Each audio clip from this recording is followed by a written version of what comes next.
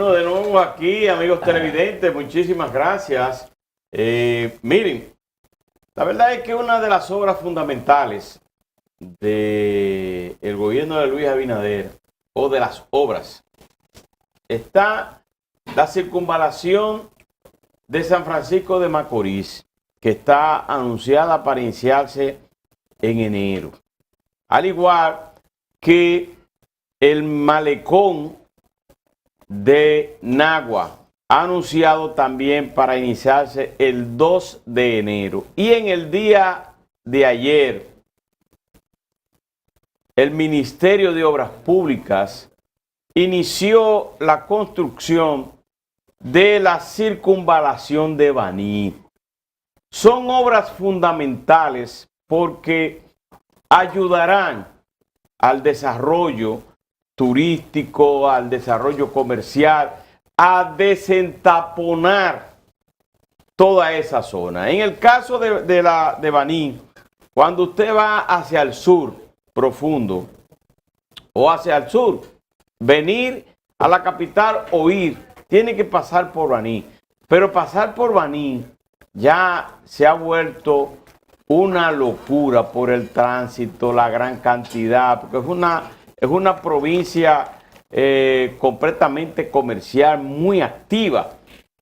Y por eso es que esta obra, que son 20 kilómetros, que costará 2.200 millones de pesos, y que de acuerdo a Delignes Ascensión, que es el ministro de Obras Públicas, dice que esta obra concluirá a finales del 2021. Así es que sería bueno nosotros hablar mucho sobre este tema, pero queríamos destacar esa construcción porque sé que llevará alegría no solo a los banilejos, sino a todo el sur, porque es una locura cruzar por Baní y es obligatorio. ¿Dónde vamos a poner dulce cuando uno pasa por Baní? Bueno, el dulce ese usted tendrá que entrar, pero si usted no tiene que entrar a comer ese dulce porque va rápido, usted tiene que seguir por esa circunvalación, que eso ahorrará tiempo, ahorrará combustible y también desentaponará toda esa zona. A los diseñadores de la circunvalación que le dejen una entrada al dulce. Eso es muy simbólico en Baní, ¿verdad? Sí. Bueno, tenemos el primer invitado, Laura. Sí, a propósito que tenemos un primer invitado, y tal vez valdría la pena, que tiene que ver con la política. Hoy publica el Listín Diario, un trabajo interesante. Sí. Sobre la transición de los 8 últimos gobiernos. 8 últimos 50 años de gobierno. Incluyendo la actual, que incluye al presidente Joaquín Balaguer, a don Antonio Guzmán Fernández, al doctor Salvador Jorge Blanco. Bueno, comienza con el profesor Bosch en el 63, el doctor Balaguer, don Antonio Guzmán Fernández, Jorge Blanco, Leonel Fernández, Hipólito Mejía, Danilo Medina y Luis Abinader. Y es una ojeada sobre el ambiente que se vivió en esos 8 gobiernos en los primeros 100 días, más o menos contextualizando esos primeros 100 días. Y yo hacía un cálculo ahorita de los 8. Hay, bueno, el profesor Bosch, don Antonio, Salvador Jorge Blanco, Hipólito Mejía y Luis Abinader son 4. 5. Se originan con el PRD. Bosch duró 7 meses, don Antonio duró un periodo, terminó lamentablemente de manera trágica. Salvador completó su periodo y se complicó después con la oposición. Hipólito Mejía tuvo un periodo y Luis Abinader comienza ahora. Ahora, los otros que se originan en el Partido Reformista y el PLD, Balaguer se tiró 22, Leonel Fernández 12, Danilo 8 y hubo que atajarlo. Pero yo lo voy a ver de otra manera. A propósito de atajos. Sí, déjeme decirle lo siguiente. En el caso de los Figueroa que hace el artículo de los presidentes del PRD, hay que decir lo siguiente. Juan Bosch 7 años, 7 meses. 7 meses lo derrocaron. Pues eso provocó una guerra civil en 1965. Antonio Guzmán Fernández Una guerra civil, concluye y una intervención. Antonio Guzmán termina con un suicidio, un tiro en la cabeza. Salvador Jorge Blanco concluye su mandato y fue condenado por corrupción a 20 años en contumacia. Y recuerdo toda esa maraña que se armó. Y en el caso de Hipólito Mejía, que concluye primero con que no consiguió la reelección, pero esa reelección provocó una división dentro del Partido Revolucionario Dominicano. En el gobierno de don Antonio Salvador Blanco, los problemas del gobierno se lo ocasionaban los propios PRDistas, igual que aquí con Hipólito Mejía. Entonces, que fue reconocido ayer en el Senado. Fue reconocido por el Senado. En el caso de Luis Abinader, que se origina más o menos en esas mismas fuerzas sociales, democráticas del país, tendría que ver más o menos cómo termina su situación y si su propio partido le ahorra algunos problemas. Y está el caso de Danilo Medina, que también sus aspiraciones desenfrenadas por una tercera reelección provocó la división de ese partido, la derrota y que sacaran al PLD del poder. Esas son las cosas fatídicas de esos presidentes. Sucintamente. Insistiendo a propósito de atajos, aquí tenemos, señores, a Rubén Maldonado, diputado de la Fuerza del Pueblo. Bienvenido, un placer tenerle con nosotros. Buenos días, Laura. Buenos días, Percio. Diputado, está peladito, parece que va para algún lado, ¿verdad? Sí, yo te digo a la que hora me perdí yo. Sí. A las 10 de la noche. A las 10 de la noche. No puedo venir aquí, tú sabes, no puedo venir con el tapón. A ponerse bonito. Claro. Bueno, muchos procesos en el Congreso Nacional, incluyendo la reciente aprobación del presupuesto de la Nación, pero también está el tema de la selección del Defensor del Pueblo y de las ternas de la Cámara de Cuentas. ¿Cómo van esos procesos y cómo van las discusiones con la Fuerza del Pueblo, que de forma bastante directa coordinaron de forma muy cercana la elección de la Junta Central Electoral en el Senado? Bueno, en el caso de la Cámara de Diputados, como bien tú planteas, Laura, estamos trabajando con el tema de la Cámara de Cuentas, que ya pues comienzan a partir de esta semana que entran. ¿Usted está en la comisión? No, señor. No. En la del Defensor del Pueblo, sí. Okay. De entrevista, en el caso de la Cámara de Cuentas. En el caso del Defensor del Pueblo, pues concluyó antes de ayer ya la presentación de propuestas, alrededor de unas 100 propuestas. La comisión tenía previsto reunirse en la mañana de ayer, pero no se pudo reunir. Había un acto muy significativo en la Cámara, que era un homenaje que le iban a hacer el presidente Hipólito Mejía. El caso es que la comisión no se reunió. Estamos previstos reunirnos el próximo lunes para inmediatamente proceder a establecer la metodología que vamos a implementar para la evaluación de los postulantes.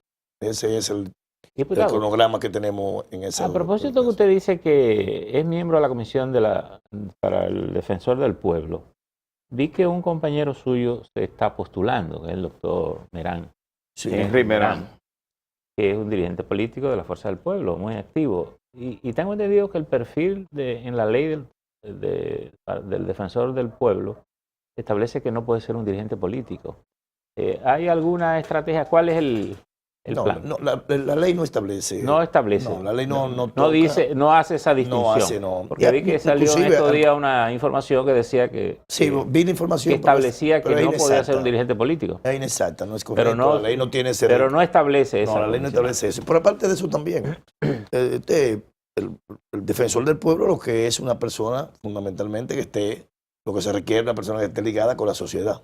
¿Y quién más que un político no está ligado con la sociedad? Sí, pero si el defensor del pueblo no tiene pero a los una políticos no función de auditoría. A los políticos no les gusta llevar espinita en el zapato. No, lo que pasa es que el defensor del pueblo no tiene una función de auditoría ni de control, ni es un tribunal.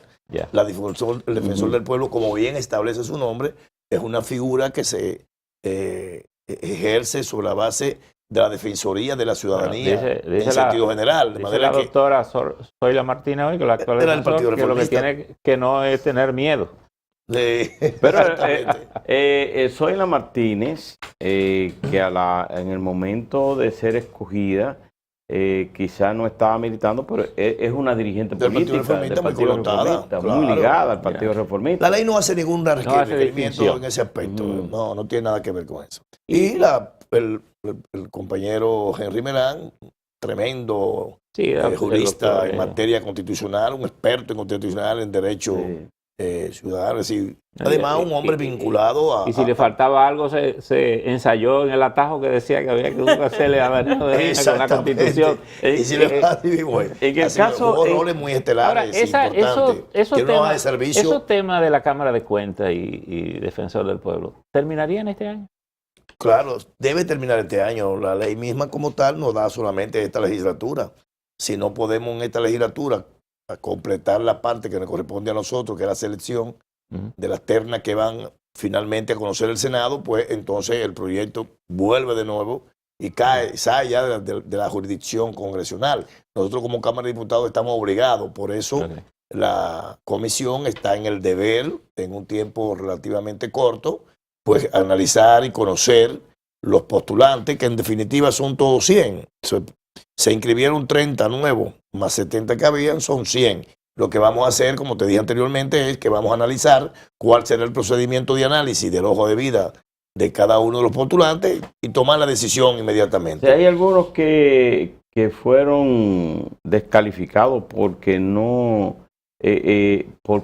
estaban, valga la redundancia, calificados para el puesto. ¿Cuáles eran las objeciones? Todavía no hemos llegado a esa parte en lo que respecta al defensor del pueblo. Como te dije, concluyó hace apenas 2 días el plazo de inscripción. Lo que sí sucedió fue con el caso de la Cámara de Cuentas. La Cámara de Cuentas. Pero son casos a veces que son irrelevantes. Cositas, tú sabes que tuviste una declaración que no la hiciste, por ejemplo, te pasaste con 1 día, 2 días. Es cosa muy irrelevante. Cualquier temita que tú tengas con el fisco, fundamentalmente con la DGI, pues te lo ponen ahí. Pero no es que son casos... Cosita chiquita. No, mira que lo que pasa. Tú tienes que hacer tu declaración en un tiempo hábil. Y te lo digo por experiencia propia. Y a veces, por alguna razón, tú no la presentas el mismo día, te atrasas por 1 semana, cosas irrelevantes. Y por eso ya sale ahí. Pero no es que necesariamente tienen que ser... Hay otros casos que son de deudas, ¿verdad? Deuda del ITEVI, deuda de muchísimos otros renglones, pero en definitiva ese procedimiento a veces sale la persona y no necesariamente porque la persona está en defecto. ¿Sabe usted cuántos defensores aspirantes se inscribieron a propósito de la pregunta? Nuevo 30. ¿Cuánto? 30. Nuevo 30, 34 por ahí, nuevo. Pero viejo habían 70. Es decir, que tenemos una matrícula para tomar una decisión de 100 postulantes. Hay muchas personas con muchas ¿Será de calidades. 25 en 25 como se hizo en el caso de la evaluación de la Junta Central Electoral? Ese es un tema que lo va a definir la comisión el próximo lunes y en consecuencia ahí determinaremos cuál es el cómo lo vamos a evaluar. Porque si lo vamos a evaluar de forma presencial o lo vamos a evaluar con su hoja de servicio. Porque hay un tema de tiempo importante ahí. Fíjese que ese proceso de entrevistar a todos los aspirantes de la Junta Central Electoral tomó bastante tiempo. Y no tenemos mucho tiempo. Y la legislatura concluye a mediados de enero. En enero, el día 12 de enero. En adición con los festivos que hay de por medio. Así mismo. Entonces nosotros estamos aspirando a que la comisión al final pues decida, ¿verdad? Pero yo me inclino en el sentido de que evaluemos los expedientes. Ya ellos tienen su hoja de vida. Pero yo pienso que aparte del tiempo también, yo pienso que deberían como ahorrarnos oír algunas cosas. ¿Sabes? Sí, hombre. Algunas sandeces. Sí, hombre. Rubén, en el caso... Que los que vayan ahí se puedan elegir. Sí, claro. Y mira, hay buenos postulantes. Está bien, yo creo que hay una gama de dirigentes. Pero cuando alguien dice... Los buenos los queremos oír. Exacto, queremos oír los buenos. Sí, y son buenos, muy buenos. Porque además, cuando usted pone a alguien que dice lo que no tiene que decir, entonces lo que se hace viral es eso. Sí, eso no. Y le quita fuerza al que tiene eso el que talento. pasa, que el que habla y dice las cosas correctamente, ese no sale.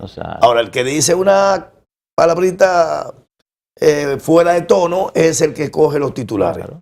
Pero hay un buen espíritu y como tú bien planteas, hay muy buenos postulantes, comenzando con nuestro compañero y amigo Henry Merán, que sin lugar a duda, honestamente, es uno de los postulantes a esa posición con sobradas condiciones para ejercer la Defensoría del Pueblo. Y aunque no lo dice la ley expresamente ni la Constitución, ¿no se ha discutido a nivel del PRM una expectativa de que haya cierta independencia partidaria para esa posición? Es que eso no tiene, recordemos que esa función no juega roles de fiscalización ni de organización de ningún estamento. Sí, es decir, no hay. Además es una tarea de los políticos y si seguimos en ese camino vamos a dejar a los políticos sentados en su casa. Entonces yo no sé quién va a dirigir el Estado. Creo que si seguimos, creo que no si tenemos que preguntarnos por eso. Porque mira qué lo que pasa, Laura. Hablamos mucho de institucionalidad y yo estoy de acuerdo que institucionalicemos el país. Pero ¿qué es institucionalidad? Institucionalidad es respetar los roles establecidos por la ley y la Constitución. Y cuando tú me dices a mí, mira, tú no puedes ser, yo te digo a ti entonces, ¿y por qué yo no puedo ser? Ah, porque tú eres político. ¿Y dónde dice en la ley o en la Constitución que un político no puede estar pero en un lugar determinado? Pero una cosa es lo legal y otra cosa es son acuerdos que la sociedad... Y otra cosa es lo conveniente. Bueno, porque entonces no podemos usar ese término para cuando nos convenga en un momento determinado. Yo le voy a decir o somos institucional en términos de una forma vertical o somos institucional en los aspectos que nos convienen particularmente. No, yo creo que no. Pero la institucionalidad debemos practicarla, podemos practicarla con honorabilidad y la institucionalidad no está en juego porque se afine un criterio. No. Si tú me dices a mí que yo, después que tengo 30 años, tengo el derecho, por ejemplo, a optar por cualquier puesto, y después tú me dices a mí, sí, la institucionalidad debe eso, pero tú no puedes por tal cosa, entonces ya no es institucionalidad. Ahora, ya estamos cejando el derecho que tiene un ciudadano para lograr un objetivo. Y eso viene a ver el caso con los políticos. Yo defiendo a los políticos porque es lo que yo soy. Pero déjeme decir una cosa. Y la clase no se suicida. Ni aspiramos a que se suicide. Y juegan el rol más importante, en la conducción de los estados en todas partes del mundo. Pero déjeme decirle una cosa, posiblemente esa es una responsabilidad más que de nosotros que somos opinantes, de los propios políticos. Es decir, son los propios políticos los que se autodescalifican, a veces por sus actuaciones y a veces porque no confían en el otro.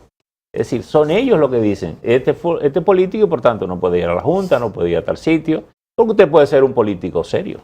No, y lo hay. Y lo que uno aspira que el ejercicio de la política es serio. Y en la Cámara de Cuentas vamos a tener ese mismo Es que la Cámara de Cuentas, a diferencia del defensor, no existe la politicidad, lo primero. Todos somos de una u otra manera pero sí existe no tener militancia política. Bueno, pues vuelvo y te repito, en el caso de la Cámara de Cuentas, la Cámara de Cuentas es un organismo que tiene una función definida. Es decir, usted está ahí para vigilar cómo se gastan los fondos públicos y fiscalizarlo y a su vez entonces emitir una determinación si usted actuó correcta o incorrectamente y es el instrumento que la justicia utiliza para condenarte o descargarte. Pero ahí sí está usted de acuerdo que el criterio sea que no sean militantes de los partidos. Estoy completamente de acuerdo que en ese aspecto se pueda ¿verdad? Llevar a esa posición personas no vinculadas con los partidos políticos, que de hecho, de una u otra manera se ha practicado un poco en el pasado. Pero ahora yo le diría a usted... ¿Pertenece a la fuerza del pueblo o no está militando? Sí, él pertenece a la fuerza del pueblo. Sí. Ahora, pero yo le diría a usted una cosa. En el caso de la Cámara de Cuentas, que usted lo que requiere es ser o un abogado para darle seguimiento al cumplimiento de la ley, es decir, cuando se audita instituciones públicas, yo diría que una gran parte de esa auditoría es de carácter legal, saber si sus actuaciones están dentro de la ley. Y segundo, usted necesitaría ser un auditor, alguien que conozca de la contaduría y de los métodos modernos de la contaduría para hacer la investigación de los números. Un político puede hacer eso, ¿por qué no? Claro. Si técnicamente tiene la capacidad. Claro. Y sin embargo, ¿por qué no quererlo ahí? Perfecto, yo estoy de acuerdo con eso. Es decir, que no hay contradicción allí, porque también el defensor del pueblo tiene una tarea específica. Así es. Defender a la gente. Entonces, el problema es que sí cumple el rol. Claro, sí cumple el rol. Y que fundamentalmente, que esté vinculado con la sociedad. ¿Y quién más que un político para hablar de vinculación con la sociedad y con el pueblo? Fundamentalmente con el pueblo más desprotegido. Esos son los políticos fundamentalmente, Rubén, los que están en esa tarea. En el tema del presupuesto que se aprobó en la Cámara de Diputados, ahora va al Senado de la República. El Partido de la Liberación Dominicana abandonó la sala. ¿Ustedes votaron por ese presupuesto o se abstuvieron? El Partido de la Liberación Dominicana, en el conocimiento del caso, fijó una posición respecto al tema. Pero después que la fija la posición, parece que la posición era de pose. Porque fijaron una posición y después que la fijan, en vez de quedarse en el hemiciclo para votar y respaldar la posición que nosotros habíamos ya planteado públicamente también, dicho sea de paso. ¿Cuál era la posición? Nosotros hicimos un planteamiento. Nosotros planteamos que estábamos en disposición y entendíamos que el presupuesto, aún con sus diferencias que teníamos con ella, había que aprobarlo. Pero que nosotros entendíamos que ese presupuesto debía contener 3 puntos que para nosotros eran esenciales. Primero, que los programas sociales se mantuvieran, como son el Quédate en Casa, fase 1, y que el tema que tiene que ver con la capitalización, convertir en activo, la venta de la empresa privada, de la CDE y otras, que cuando se vaya a hacer, que tenga claro el gobierno y que lo pusiera en el presupuesto, que tenía que ser esa venta, que volver de nuevo ese proyecto al Congreso Nacional para poder materializarse. De manera que nosotros tenemos un planteamiento, y ese planteamiento fue incluido. Nosotros sometimos, el presidente leyó abandonar la sala, el PLD, nosotros sometimos a la consideración. Pero ¿qué es lo que el Estado quiere vender? Que usted dice que tiene que volver. Bueno, la fusión de instituciones. Hay alrededor de 90.000 millones de pesos que el Estado está poniendo. No es una venta, el Estado está haciendo una está poniendo como venta de activos, de capital. Como venta de activos. Sí, de instituciones del gobierno, y nosotros estamos pidiendo que cuando eso se ejecute tiene que volver a conocer el contrato de venta. Exactamente. Perfecto. Entonces, nosotros sometimos el proyecto, y cuando sometimos el proyecto, bueno, pues la bancada de la Fuerza del Pueblo votó favorablemente para que esa parte sociales, como te planteé anteriormente, pues sean incluidas en el presupuesto, por lo menos en el segundo semestre del año que viene. No, fue rechazado. ¿Y entonces el PLD qué fue lo que propuso? El PRM votó porque no. Nosotros votamos porque se cambie el presupuesto. Okay. Fuimos derrotados. Sí, pero ¿qué fue lo que el PLD propuso? Y la sometimos. El PLD abandonó el escenario. Quizás si el PLD se hubiese quedado dice que en el escenario, hubiésemos podido pasarlo. ¿Cuál fue la posición que...? No, la posición que pedimos. No, la del PLD. No, la del PLD. ¿Qué fue lo que el PLD abandonó? Se fue. Ellos supuestamente, en teoría. Usted dice que fijó una posición y luego se fue. Se abandonó, se fueron. ¿Pero qué fue lo que planteó? Esa misma posición. Ellos estaban de acuerdo con lo que estamos planteando. Estaban de acuerdo con ustedes. Sí, estaban de acuerdo con nosotros en que los programas sociales se mantuvieran, y mantenían también la misma posición con el tema que tiene que ver con la capitalización. ¿Y qué pasaba? El problema es que ellos, al fijar su posición, abandonaron. Al abandonar el hemiciclo, ¿Estaban ustedes en minoría? Claro, quedamos en minoría, pero nosotros fijamos nuestra posición y votamos a favor de lo que nosotros queríamos. Pero sí votaron a favor del presupuesto. Claro, pues ya fuimos, legalmente fuimos derrotados en nuestra posición, y al final de cuentas aprobamos el presupuesto. Diputado, ¿cómo se solucionó el tema del dinero de los partidos políticos? Porque el presidente, a pesar de la resistencia de los partidos, ha insistido en que quiere dar solo el 50% para el próximo año. Es que el 50% está contenido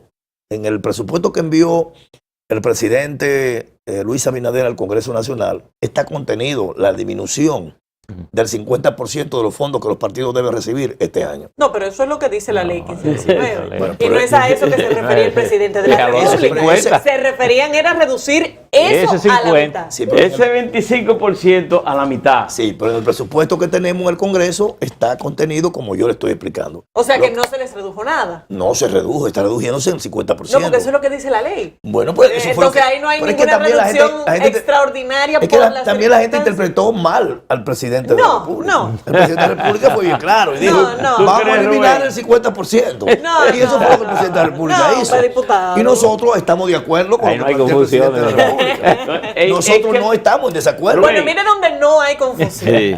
Lo que se quería ver era una disposición de sacrificio de los partidos por el tema de la pandemia y las dificultades que han hecho que todas las instituciones se restrinjan. Ese 50% al que usted se refiere es la cotidianidad de los partidos, que en años no electorales evidentemente se reduce la mitad del aporte. Pero más allá de eso, que está en la ley y que era así desde antes, los partidos no van a asumir una actitud solidaria en cierto sentido con la situación económica que está viviendo el país. Los partidos políticos siempre tienen actitudes solidarias con la sociedad. Es más, el presupuesto mismo como tal está hecho fundamentalmente por partidos políticos. Pues el PRM es un partido político y estoy completamente seguro que participó como partido en la elaboración de ese presupuesto. Sí, pero cuando Y hablamos de nosotros desde el solidaridad Congreso, es del tipo de solidaridad y que toca el nosotros del bolsillo. Congreso, es que la solidaridad tú no puedes verla de esa manera. Es decir, yo creo que los partidos políticos tienen también sus propias necesidades. Y los partidos políticos también han sido afectados, al igual que todas las instituciones y a todas las personas, por la pandemia y por la crisis económica. Los partidos políticos tienen sus necesidades. Además de todo eso, cuando la ley se estableció en el año 1997, que fue inclusive un proyecto que lo presentó el ex líder del Partido Revolucionario Dominicano, José Francisco Peña Gómez, lo hizo con un concepto y un criterio. El criterio era poner los partidos a que no dependieran de la voluntad de empresa de la persona o de sectores que puede perfectamente ser permeado, como el narcotráfico, el crimen organizado, etcétera, etcétera. Entonces, cuando tú tienes una asignación como partido político, tú haces tus programaciones y mucho más después de un proceso electoral. Yo te puedo asegurar que todos los partidos políticos, sin excepción de ninguno, si tú lo analizas, tienen altas deudas con todos los bancos nacionales. ¿Por qué? Porque vienen de pasar un proceso electoral en el cual tuvieron que incurrir en grandes gastos, y esos gastos, los partidos políticos, dentro de las apropiaciones que buscan para poder suplirlo, está lo que la ley le confiere. No es un regalo, es una ley, es una obligación, es algo que está instituido. De manera que me está pidiendo sacrificio. Sacrificio ya tenemos todos. Además de todo eso, el propio gobierno ha dicho, en voz de su ministro de Planificación y Desarrollo, que él prevé que para la República Dominicana hay un crecimiento de 4 o 6% para el año que viene. Entonces, si tú me estás diciendo a mí, un crecimiento de 4 a 6%. Pero de reposición, No, es decir, fue lo que dijo reponiendo él. la pérdida. Yo estoy partiendo de lo que ha dicho Miguel lo que ha dicho el propio gobierno. Entonces, ¿Con cuando qué, el mismo presidente ¿con qué ha de dicho, crecimiento va a cerrar el 2020? dice él, Seara Jato, yo no comparto No, esa no, idea. 2020, Es lo para que el dice. 21. No. Pero que con qué de crecimiento vamos a cerrar No, el 2020. desde crecer estamos nosotros igual que el mundo entero. Pero vuelvo e insisto, estamos hablando de sacrificio. Pero dentro Sacrificio, de esa escalada bajita, Sacrificio recuperar ya tenemos 4 todo. es crecer, pero para usted reponer lo que se ha perdido. Lo que se pierde este año. sí, estoy claro, pero vuelvo y te repito, yo estoy partiendo de lo que dice Seara Jato, el ministro de Planificación, Economía y Desarrollo. Yo no estoy diciendo que estoy de acuerdo con esa posición, yo tengo una posición totalmente contraria. No, Yo creo que el país no va a no crecer. tiene que estar ni de acuerdo ni de desacuerdo. Quiera Dios que sea que así. no lo coja solo por el lado bueno. Exactamente. Quiera Dios que así sea. Ahora, lo que sí quiero plantear para volver al caso, nosotros como partido estamos claros que esto es un momento de sacrificio en términos generales y que es un momento de penuria para la humanidad, no solamente en el aspecto sanitario, sino también en el aspecto económico. Pero no veo la necesidad, ni creo que sea necesario, y el presidente así también lo vio, porque el presidente envió el presupuesto en esas mismas condiciones, y conociendo las condiciones está cumpliendo con lo que él planteó. El 50% ya está eliminado. Ahora, Es decir, diputado, en esta discusión, y usted dice el sacrificio, todo, ¿no le llamó la atención a ninguno de ustedes que en medio de estas circunstancias se haya hecho el presupuesto más alto de la historia? Eso no se ha reflexionado nadie.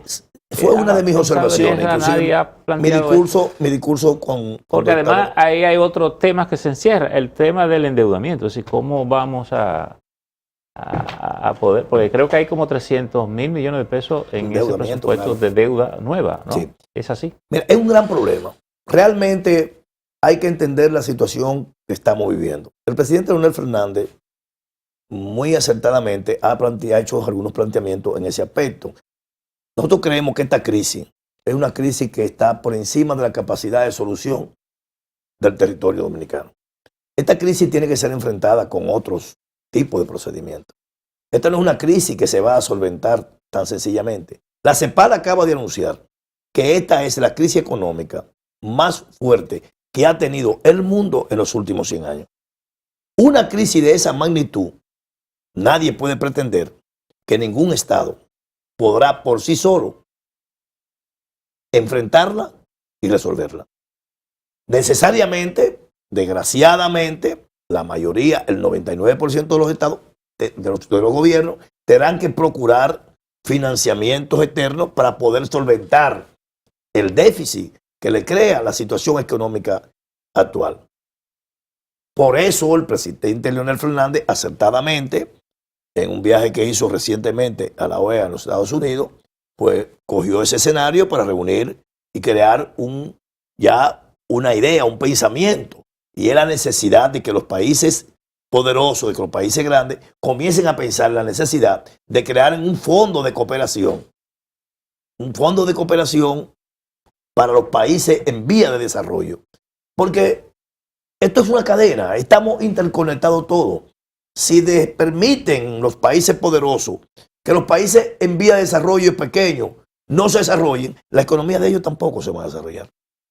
De una u otra manera hay vasos vinculantes, todos estamos comprometidos porque el mundo salga de esta pandemia. Por eso nosotros, desde la Fuerza del Pueblo, a sabiendas de que el gobierno ha incurrido y está actuando, mejor dicho, está tomando muchos préstamos y este presupuesto está fundamentado en mucho financiamiento, hemos sido flexibles con el gobierno porque entendemos la situación económica actual.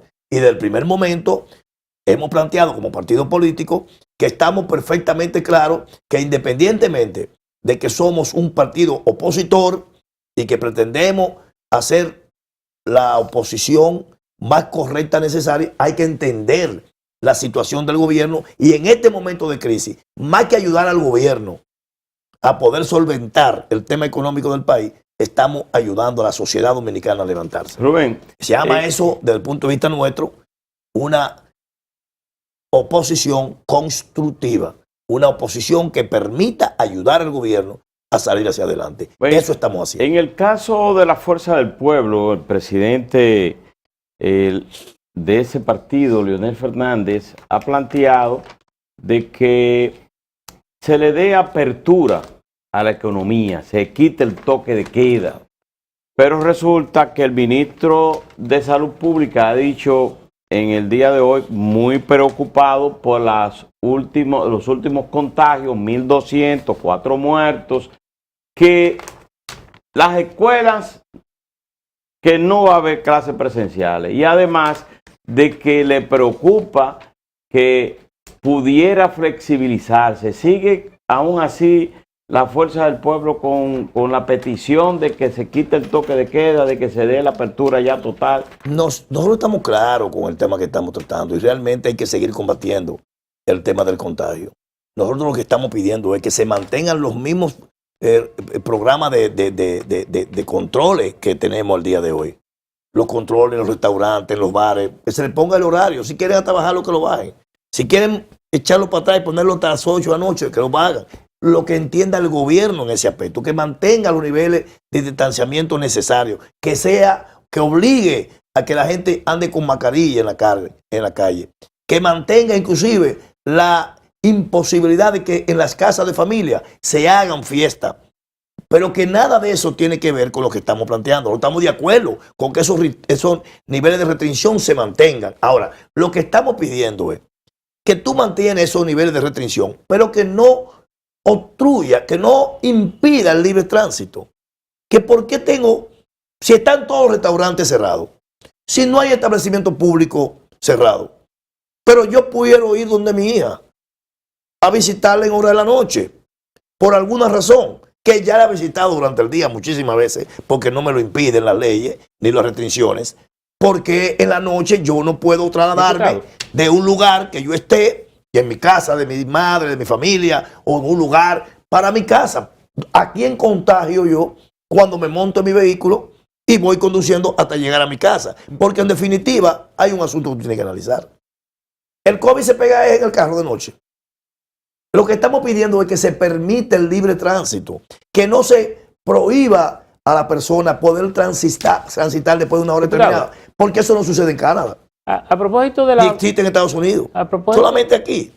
a propósito de la pandemia y del encierro y de toda esta discusión de apertura o no, que tiene que ver con la economía, una de las cosas que se ha estado planteando es que el 31 de diciembre, que viene ahora, terminan los programas sociales. Usted ha dicho que el partido, en la discusión del presupuesto, planteó la idea de mantenerlo. Así es. He visto que algunos de los diarios hoy, por ejemplo, como el Listín Diario, plantea la idea de que se mantenga el programa fase. Sobre todo menciona la fase 2, que tiene que ver con la estabilidad de los empleos públicos. Sí. ¿Se ha hablado en el Congreso, en esta conversación que ha tenido el gobierno, cuál va a ser la solución a este tema? Porque el propio gobierno dijo que estaba estudiando otras fórmulas para ver cómo aliviaba o compensaba la situación de la conclusión de las políticas sociales. Nosotros hemos sido muy enfáticos en esa parte, Percio. Hemos asumido un rol bastante agresivo en materia de la solicitud, agresivo desde el punto de vista de que hemos estado exigiendo permanentemente que el gobierno tome medidas de ir en auxilio de los más necesitados. No solamente de los que son empleados y que por una otra manera, como son los de la fase 2, que tienen una parte del Estado, un pago del Estado y un pago de su patrono, sino también en auxilio de los miles y miles, los cientos de miles de chiriperos que hay en las calles, los de transporte público, los chiriperos. Los programas sociales. Los programas sociales, creo que hay que mantenerlo. La crisis económica aún hoy no está más leve que en el pasado, está más pero fuerte. usted acaba de El tema de la decir economía. que lo sacaron del presupuesto. Sí, lo sacaron, Eso pero lo el gobierno, como bien si planteó... si no tenga presupuesto, no lo va a... Sí, pero como bien planteó Percio, el gobierno tendrá que buscar y crear mecanismos de ir en auxilio en esos sectores. Y nosotros le hemos hecho el pedimento al gobierno públicamente de que así sea. Tendrá que crear, porque de una u otra manera hay que crear los mecanismos de ayudar a esos millones de dominicanos que van ahora con este programa ya eliminado a quedar a la intemperie. Ahora, lo extraño es que lo hayan sacado del presupuesto, porque pensando uno en el monto que implica desarrollar una política como esa, 36.000 millones es posible de pesos, más o menos. no es posible encontrar soluciones fuera del presupuesto, ¿verdad? Nosotros estábamos muy preocupados por ese tema y bueno, por eso lo propusimos en el conocimiento del proyecto de presupuesto. Planteamos Diría el presidente que por eso que quiere dar nada más 50% a los partidos. No, es que eso, si esa fuera la solución, tú puedes estar seguro que los partidos no hubiesen dado el 50%, lo hubiesen dado todo. ¿Cuánto implica? 600 millones de pesos. Adiós, y 600 estamos hablando de ese programa. Hay 350. Ese programa representa alrededor de casi 40.000 millones de pesos. Ese programa que el gobierno está ejecutando y que va a eliminar. El programa de lo que le van a quitar a los partidos no llega a 600 millones de pesos. Pero acuérdense que la gallina se llena el buche grano a grano. Bueno, el gobierno dirá ahorrando aquí, ahorrando aquí. Esa no es la solución, tampoco resuelve el problema. Yo creo que el gobierno puede perfectamente explorar y puede perfectamente ocultar, tiene el control del Estado en la mano y tiene un presupuesto de 1 trillón en la mano, lo que significa que tiene capacidad más que suficiente de poder jugar con los números y ver cómo a través de los programas sociales que el gobierno maneja y que sí están dentro del presupuesto, podrá crear las condiciones necesarias para ir en auxilio de esos sectores que van ahora a dejar de percibir esos recursitos, que son con los que viven. ¿Usted no se asusta cuando vio todos esos ceros? Yo nunca en mi vida he visto tantos ceros juntos. Rubén, muchísimas gracias. La verdad, ¿y cómo que se cuenta esto? Pero eso es bueno, eso habla bien.